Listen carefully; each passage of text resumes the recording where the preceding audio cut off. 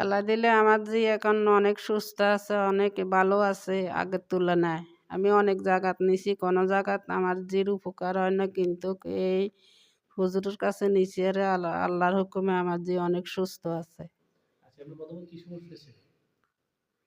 প্রথমে কি সমস্যা ছিল আপনার জিকে, মানে প্রথমে সমস্যা হয়েছে এই ঘুমের মাধ্যমে সাপ দেখতো, কাল সাপ দেখবো, তিন মুখালা সাপ, তিন মুখালা সাপ, এই বিভিন্ন ধরনের সমস্যা হয়েছে। সাপের কারণে সে স্ট্রোক করছে। আচ্ছা, স্টপ করছে। আর তিন মুখলা সাপে কি করতো?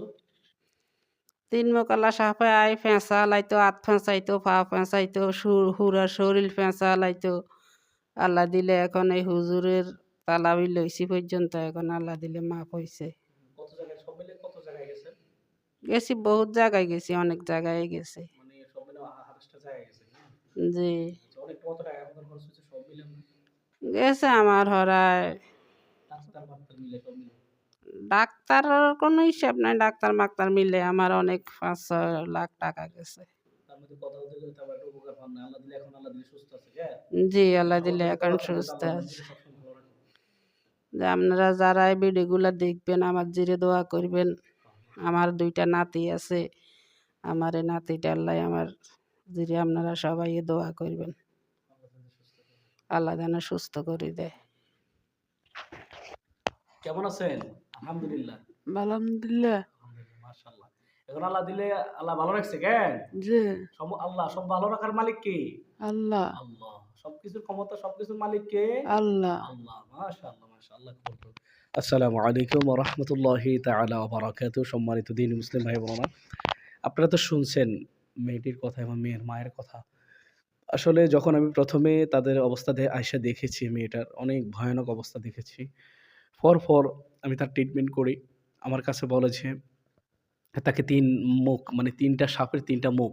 আমরা যেহেতু একটা ঘানক একটা, হ্যাঁ, আচ্ছা, একটা সাপের ৩ টা মুখ, মানে একটা সাপের ৩ টা মুখ হইলে এটা কতটা ভয়ানক হতে পারে। যে আক্রান্ত সে বুঝে। এই সাপের কারণে সে স্ট্রোক করছে। কি ভয়ানক অবস্থা। পরবর্তীতে তাকে কত জায়গায় নিছে, কত রোগে, কত জিন্নাতের রোগে, মানে সে সুস্থতার জন্য কত ডাক্তার বা অবশ্যই কবিরাজের কাছে নিছে। যারা এই লাইনে কাজ করে আমাদের মতন তাদের কাছেও নিছে, কিন্তু কোথাও কোনো সুবিধা পায়নি। ডাক্তারের কাছেও নিছে, ডাক্তারের কোনো সুবিধা না পাওয়ার কারণে পরবর্তীতে আমার কাছে আমার সন্ধান পায় আল্লাহ তাআলার ইচ্ছাতে।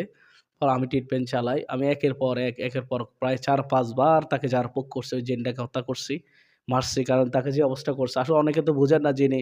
এবং তা তো শুনছেন যে মানুষকে জেনে কত ক্ষতি করে। তো এই যে মানুষকে যদি জেনে ক্ষতি করে, জেনে ক্ষতি করলেও তো কোনো সমস্যা নেই। কারণ আপনাকে যদি কেউ ক্ষতি করে, আপনি তো তার যদি প্রতিহত করেন, এটা তো আপনার অপরাধ না।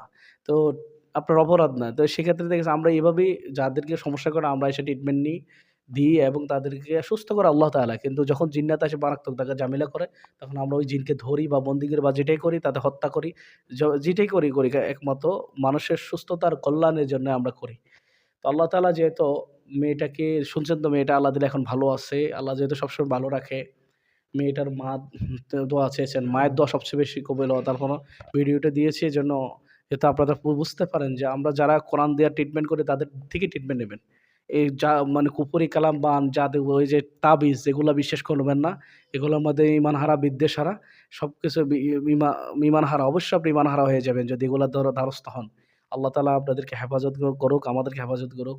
আর আল্লাহ তাআলা যেহেতু আমাকে দিনই আমার সহযোগীদেরকে এবং সবাইকে নেক হায়াত দান করে এবং দিনই খেদমত করতে পারি মানুষের কল্যাণার্থে। আসসালামু আলাইকুম ওয়া রাহমাতুল্লাহি তাআলা ওয়া বারাকাতুহু।